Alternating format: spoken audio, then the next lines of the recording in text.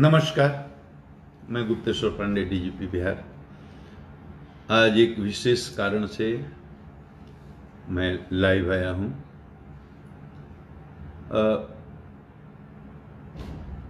गोपालगंज में एक triple murder case हुआ है, जिसको लेकर सोशल मीडिया में बहुत तरह की अफवाहें चल रही हैं। ज़्यादा लोग जो पूरी तरह से घटना को नहीं जानते हैं, वो गलत तरह की अफवाहों के चलने के कारण गलत परसेप्शन भी बना लेते हैं और उस परसेप्शन के आधार पर टिप्पणी भी करने लगते हैं। कुछ लोग सच्चाई को जानते हुए भी गलत मोटिव से कुछ लिखते हैं, वो अलग बात है। लेकिन ज्यादा लोग इनोसेंटली, क्योंकि वो नहीं जानते हैं कि सच्चाई क्या है, इसलिए वो अलग तरह से परसेप्शन बना लेते हैं। तो मैं लाइव आया नहीं, मुझे जबरदस्ती बुलाया गया। नहीं तो हर घटना पर, हर मर्डर के केस में या किसी भी केस में डीजीपी को लाइव आने की जरूरत नहीं है। हमारे एडीजी हेडक्वार्टर ही प्रेस कॉन्फ्रेंस करते हैं। मैंने आज तक 1.5 साल में कोई पीसी नहीं की है। एक भी पुलिस मुख्यालय से एडीजी हेडक्वार्टर पुलिस विभाग के प्रवक्ता हैं और हर महत्वपूर्ण घटना पर वो प्रेस कॉन्फ्रेंस करते हैं। मुझे आना पड़ा। सोशल मीडिया पर इतने तरह की खबरें चली कि मुझे जबरदस्ती आना पड़ा ताकि लोगों को मैं बता सकूं कितने बड़े बड़े जनसंहार हुए हैं इस बिहार में, कितनी बड़ी बड़ी घटनाएं हुई हैं। कभी डीजीपी कोई आता है फेसबुक लाइव पर, उसकी जरूरत नहीं। लेकिन ये कांड थोड़ा अलग है। जैसे हत्याएं तो बहुत होती हैं, तो सब हत्या का केस देखने कोई डीजीपी जाता? कोई डीजीपी किसी मर्डर केस, डकैती, कोई केस देखने नहीं जाता। लेकिन मैं गोपालगंज गया। किस लिए गया? कि वो हत्या का जो केस हुआ था वो बहुत महत्वपूर्ण था। 5 बच्चे हैं, 3 मुसलमान के हैं, 2 हिंदू के हैं, 5 माइनर हैं, आपस में खेलते हैं, एक साथ घूमते हैं, बहुत गहरी दोस्ती है, रोज की तरह एक दिन खेलने जाते हैं। 4 बच्चे तो शाम को लौट आते हैं, एक बच्चा नहीं आता है। बच्चे के घर के लोग पूछताछ करते हैं, ये चारों बच्चे झूठ बोलते हैं। कड़ाई से पूछताछ होती है तो सुबह बताते हैं एक बच्चा नदी में डूब गया। आगे आगे आते हैं, पीछे से पूरा गांव आता है, उस पर तो अनुसंधान चल रहा है, डूब गया या डुबाया गया। लड़के के पिता ये प्राथमिकी दर्ज करते हैं कि इसको मार करके डुबा दिया गया, और चारों दोस्तों को अभियुक्त बनाते हैं, 2 और को बनाते हैं। अब मार कर डुबा दिया गया या डूब करके मरा। लेकिन कहीं दिल्ली से बैठे बैठे कोई न्यूज चला देता है कि बालक की मस्जिद में बलि दे दी गई। अब इतना बड़ा हंगामा मचता है, ये न्यूज इतनी तेजी से फैलता है कि पूरे गोपालगंज ही में नहीं, गोपालगंज के बाहर आसपास के पड़ोसी राज्यों में और दिल्ली तक बड़े बड़े लोग ट्वीट करने लगते हैं, प्रेस कॉन्फ्रेंस करने लगते हैं, और बाहर ये परसेप्शन बनने लगता है गोपालगंज गांव के बाहर कि सही में किसी हिंदू लड़के की मस्जिद में बलि दे दी गई। डीआईजी को भेजता हूं, एसपी को बोलता हूं, वो भी जाते हैं, खंडन करते हैं, प्रेस को बताते हैं कि सांप्रदायिक मामला नहीं है, लेकिन कोई असर नहीं होता। मुझे लगता है कि पूरा बिहार कहीं ऐसा न हो कि फसाद में फंस जाए, मजहबी नफरत की आग में झुलस न जाए, तो मुझे जाना पड़ता है। हर मर्डर केस में मैं थोड़े ही जाता, और मैंने वहां जा करके किस तरह से उस चीज को हैंडल किया। अगर मैं नहीं जाता और पूरे बिहार में ये आग लग जाती तो आज क्या हालत होती, इसका अंदाजा आप लगा सकते हैं। तो ऐसे विशेष मामलों पर मैं कोशिश करता हूं कि जनता को सच्चाई रख सकूं। अब ये बताइए कि मैं जो गोपालगंज के बारे में बताना जा रहा हूं, उसको पहले से अगर पूर्वाग्रह बना करके आप बैठे हैं किसी पक्ष या विपक्ष में, और आप ईमानदारी से निष्पक्षता के साथ मेरी बात नहीं सुनेंगे तो मेरी बात समझ में नहीं आएगी। और सबका अपना परसेप्शन है, अपना बिलीफ सिस्टम है, अपना एटीट्यूड है, अपना इंटेंशन है, अपना मोटिव है, उसी हिसाब से आप चीजों को जज करते हैं। उसमें आपका social background, family background, academic background, political background, cultural background, बहुत सारे बैकग्राउंड है, religious background, variety of factors, बहुत सारे कारण हैं जिससे आपका बिलीफ सिस्टम बनता है, परसेप्शन बनता है। तो आपका मोटिव पहले से अगर कुछ उल्टा होगा, या इसको अगर आप जात के चश्मे से देखेंगे, दल के चश्मे से देखेंगे, मजहब के चश्मे से देखेंगे, तो आप सच्चाई तक नहीं पहुंच सकेंगे। इसलिए मेरी प्रार्थना है, हाथ जोड़ करके मैं आप लोगों से सबसे निवेदन करता हूं जो हमको सुन रहे हैं, एकदम निष्पक्ष भाव से, मन को एकदम साफ रख करके खुले दिमाग से मेरी बात को सुनिए। क्योंकि मैं जो भी बोल रहा हूं डॉक्यूमेंट पर आधारित, तथ्य पर आधारित, तथ्य बोल रहा हूं, फैक्ट बोल रहा हूं, सच्चाई बोल रहा हूं। इसमें अपनी बात नहीं बोल रहा हूं। जो केस के बारे में, गोपालगंज में 3 घटनाएं हुई हैं लगातार। ये तीनों को आप समझ लीजिए और तीनों की क्या स्थिति है उसको समझ लीजिए। उसके बाद आप अगर निष्पक्ष हैं तो आपको पूरी तस्वीर क्लियर हो जाएगी। 3/5/20 को एक मारपीट की छोटी घटना होती है जिसमें सतीश पांडे, मुकेश पांडे अपने गांव में किसी भगवान तिवारी को पीटते हैं और उसका एक मुकदमा होता है। उसमें उनका वारंट प्रे हुआ, अरेस्ट भी हो गए, वो तो बात अलग है। मैं हत्या की बात कर रहा हूं। सबसे पहले 9 मई को उचका गांव थाना में बरवा मठ के पास शंभू मिश्रा नामक एक व्यक्ति की हत्या होती है। इस शंभू मिश्रा की हत्या में 6 आदमी को नामजद अभियुक्त बनाया जाता है।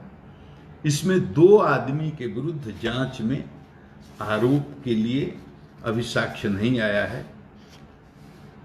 4 आदमी के विरुद्ध साक्ष्य आया है। तो पहली हत्या, इसमें एक ही आदमी की गिरफ्तारी हुई है, 3 फरार हैं, 2 के खिलाफ साक्ष्य नहीं आया है। यह पहली हत्या है 9 मई को, जिसमें जो सतीश पांडे है उसके किसी नजदीकी आदमी, जो बहुत दिन से बताया जाता है 30 साल से उनके साथ रहते थे, शंभू मिश्रा की हत्या होती है। ये पहली।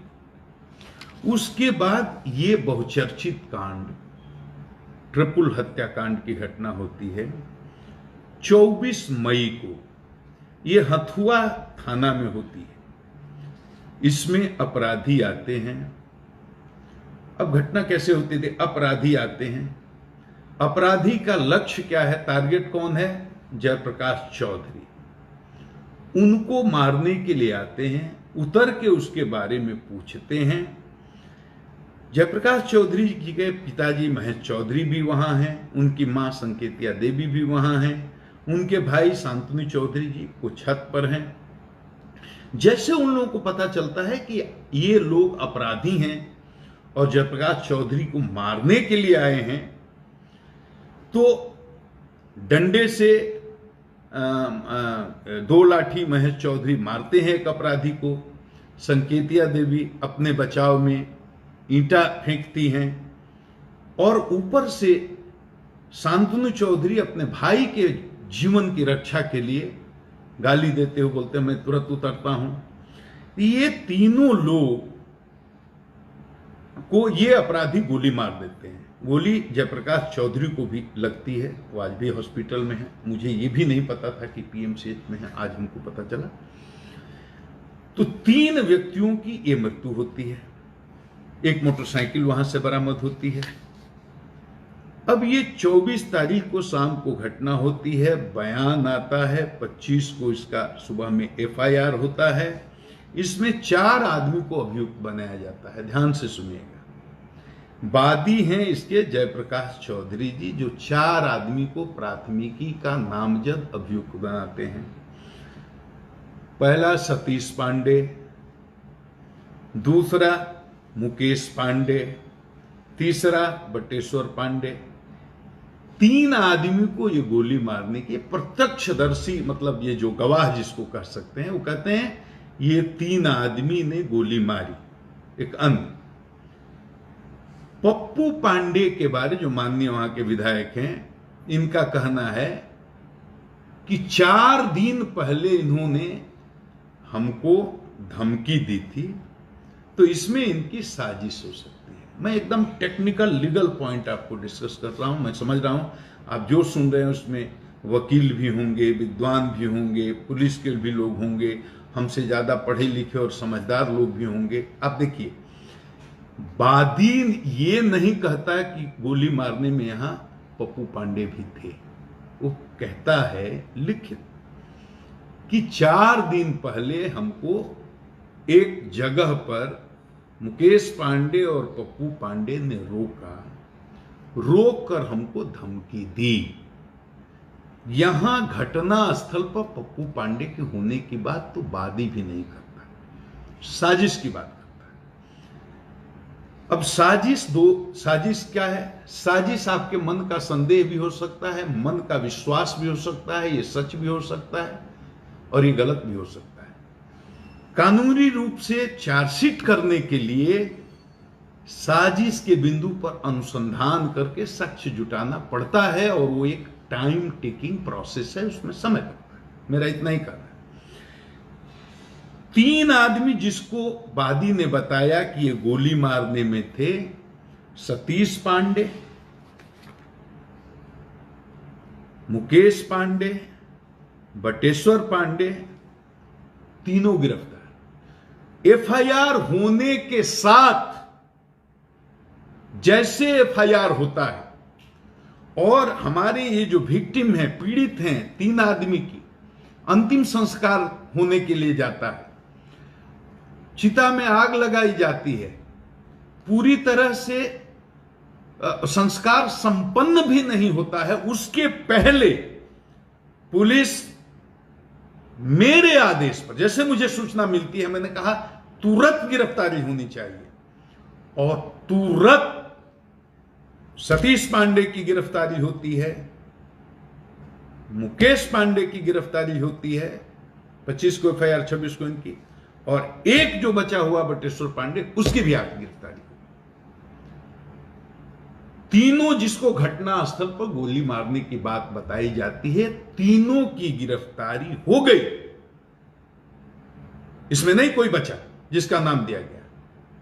अब एक चीज, एक केस देखिए। ये केस होता है हत्या 24/5/20 को, लेकिन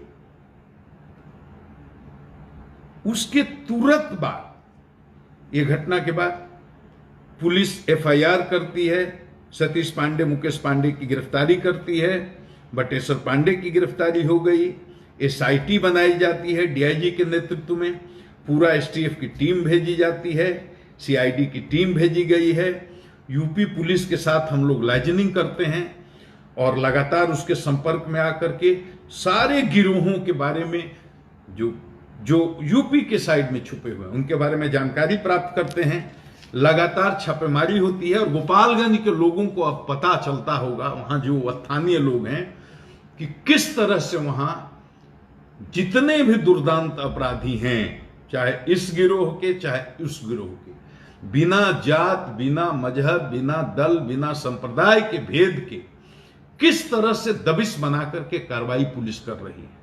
1 दर्जन लोग जेल भेजे जा चुके हैं और आगे मैं इतना ही संकेत में बोल सकता हूं, हमें केवल समय दीजिए। गोपालगंज की तारीख में, उसके इतिहास में, ये जो पुलिस एक्शन हो रहा है उसको गोपालगंज की जनता हमेशा याद रखेगी, किसी को नहीं छोड़ूंगा, चाहे इस जात का, उस जात का, इस दल का, उस दल का, इस मजहब का, उस मजहब का। जो अपराधी है उसको नहीं छोड़ेंगे, किसी भी कीमत पर नहीं छोड़ेंगे। लेकिन ये 25 को घटना, 24 को घटना होती है, 25 को लाश जलती है, 26 को फिर एक हत्या हो जाती है। वो होती है मुन्ना तिवारी की हत्या हथुआ थाना में, रेपुरा गांव में। और इसमें 4 आदमी को अभियुक्त बनाया गया है। 4 आदमी को जो अभियुक्त बनाया गया है उसमें से एक जयप्रकाश चौधरी भी हैं जो वादी हैं। एक दिन पहले जो उनके भाई की, उनके मां की, उनके पिताजी की हत्या हुई, जिसमें साजिशकर्ता के रूप में पप्पू पांडे का नाम है, माननीय विधायक का, उसी तरह से उसके दूसरे दिन यानी 26 को जो सतीश पांडे के आदमी मारे जाते हैं, मुन्ना तिवारी, जो उनके मौसेरे भाई हैं, उसमें साजिशकर्ता के रूप में फिर जयप्रकाश चौधरी का नाम दिया जाता है कि चूंकि इनके माताजी, पिताजी और भाई की हत्या हुई, तो दूसरे दिन प्रतिशोध में इन्होंने सतीश पांडे के मौसेरे भाई मुन्ना तिवारी की हत्या करवा दी। मतलब लगातार देख लीजिए घटना, मतलब मर्डर 5 होते हैं। 2 सतीश पांडे के लोग मारे जाते हैं और 3 दूसरी तरफ मारे जाते हैं। लगातार 9 तारीख को, 24 तारीख को और 26 तारीख, 2 सतीश पांडे के लोग मारे जाते हैं, 3 दूसरी तरफ मारे जाते हैं।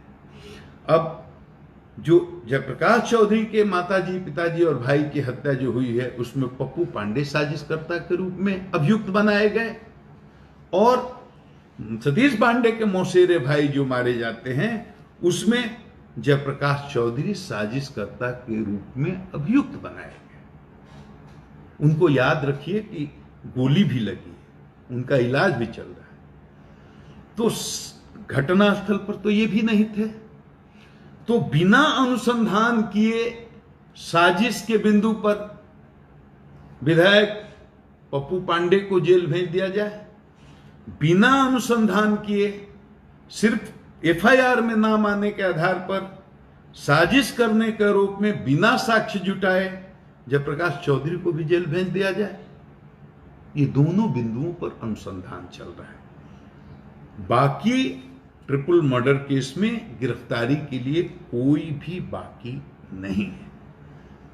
और गोपालगंज से हम हाथ जोड़ करके करबद्ध प्रार्थना कर रहे हैं, आप किसी जाति को हो, किसी दल के हो, किसी मजहब को, अपराध और सच बोलना सीखिए, सच का साथ देना चाहिए।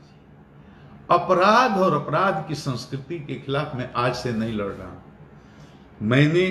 मैंने 33 साल की सेवा कंप्लीट की है और हमने अलग अलग मुख्यमंत्री के साथ काम किया है। हमने माननीय लालू प्रसाद यादव भी हमारे मुख्यमंत्री रहे, माननीय श्रीमती राबड़ी देवी भी हमारी मुख्यमंत्री रही, और अब माननीय हमारे नीतीश कुमार मुख्यमंत्री। मैंने व्यक्तिगत रूप से आज तक मैं विनम्रता के साथ कहता हूं, केस का रिकॉर्ड खत्म नहीं होता, वो आज भी होगा। 10 जिलों में एसपी रहा हूं, 20 जिलों में मैंने डीआईजी के रूप में, आईजी के रूप में सेवा दी है, लगातार फील्ड में रहा हूं।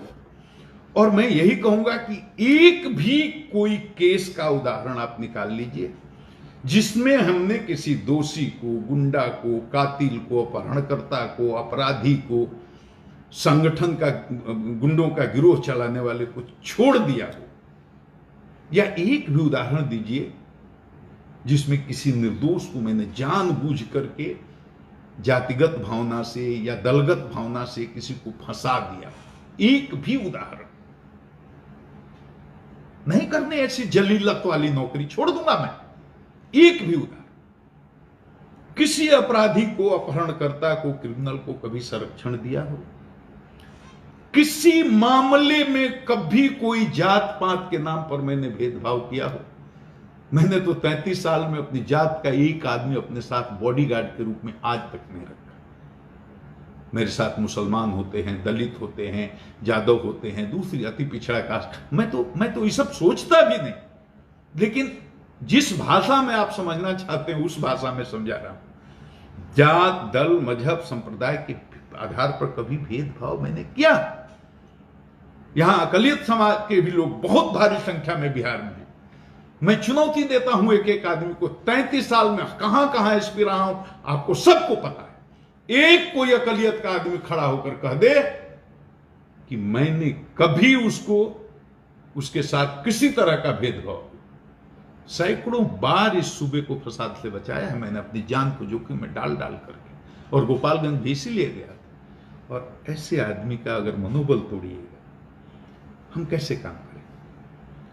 कभी किसी दल का कोई जनप्रतिनिधि हमसे मिलने आया हो, मैंने उसका स्वागत नहीं किया हो, मैंने उसकी बात नहीं सुनी हो, मैंने उसका सम्मान नहीं किया हो। किसी जात या किसी दल के नेता के प्रभाव में आकर के किसी साथ मैंने अन्याय किया हो? बिहार में जितने चुनाव हुए सब मैंने कराए हैं, चाहे एसपी के रूप में, चाहे डीआईजी के रूप में, चाहे आईजी के रूप में। एक गांव के स्तर के कार्यकर्ता से लेकर राष्ट्रीय स्तर तक के किसी कार्यकर्ता और किसी राजनेता ने मेरे पर किसी प्रकार का पक्षपात करने का आरोप लगाया हो, किसी को मैंने लाभ पहुंचाने के लिए, किसी को हानि पहुंचाने के लिए कोई काम किया? अब ऐसे आदमी को भी, निष्पक्ष आदमी को भी काम नहीं करने दीजिएगा तो बिहार का क्या होगा?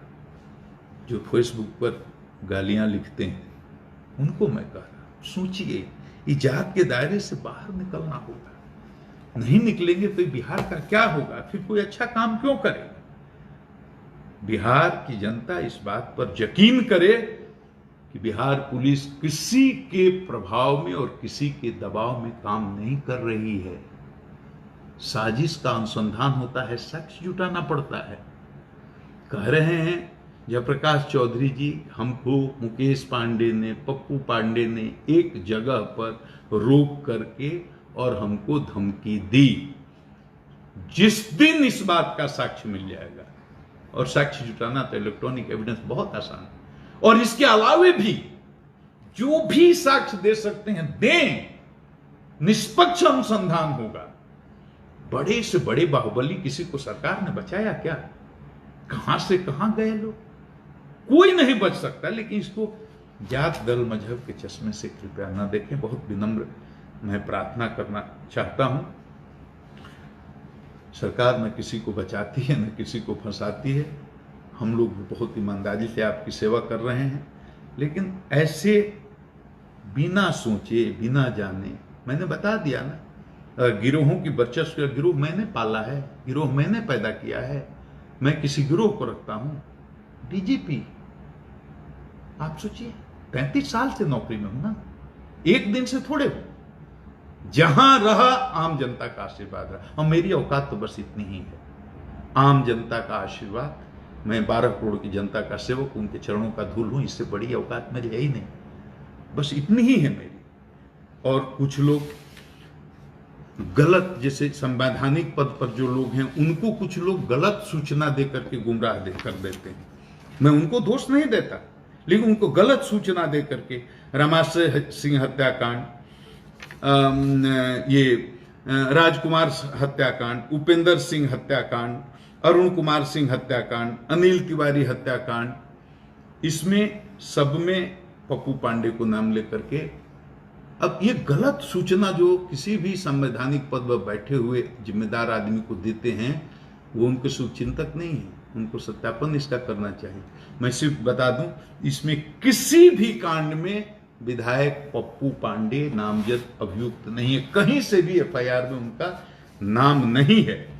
तो ऐसे कांडों के बारे में, और जो सतीश पांडे की बात कर रहे हैं, तो सतीश पांडे का मैंने आपराधिक इतिहास मंगाया। ये वो सतीश पांडे हैं जो 45 केसों में इनका नाम है। अभी ये वांटेड नहीं है किसी केस में, सब में बेल ले लिए, वो अलग बात है, मुकदमे कोर्ट में अलग बात है। लेकिन ये सतीश पांडे पर 45 केस हैं, और केस चोरी के हैं, डकैती के हैं, आमसेट के हैं, हत्या के हैं, हत्या के प्रयास करने के हैं, अपहरण के हैं। तो सतीश पांडे अपराधी हैं, और जिस दूसरे माननीय की बात कर रहा हूं उनके भी आपराधिक इतिहास है, मुकेश पांडे के भी आपराधिक इतिहास है। तो जो जिसका आपराधिक इतिहास है उसके साथ समझौता करने के बजाय मर जाना पसंद करेगा। अब मेरा क्या है, हम पर भरोसा रखिए और इस बात का भी भरोसा रखिए कि पुलिस किसी के दबाव में नहीं है। सरकार की तरफ से स्पष्ट आदेश है, एक एक आदमी को चुन करके निकालिए जो गुंडों का, क्रिमिनल का और ऐसे अपराधियों का रैकेट चलाता है, चाहे वो किसी जात का हो, किसी मजहब का हो। स्पष्ट खुला हाथ है पुलिस को। हमें काम करने में सहयोग करें और आज अंत में जनता से मैं यही कहूंगा कि मुझे आपके प्यार की बहुत जरूरत है, आशीर्वाद की बहुत जरूरत है, लेकिन इतना प्यार न करिए कि लोग जलने लगें। मैं आपका सेवक हूं, मुझे आप पर पूरा विश्वास है और मैं बाकी लोगों से कहूंगा, सब लोगों से, कुछ भी लिखने के पहले, कुछ भी बोलने के पहले ये ध्यान में रखिए कि काम करने वाले पदाधिकारियों का अगर मनोबल टूटेगा, ये बिहार के लिए अच्छा नहीं होगा। मेरा आप सबों को प्रणाम।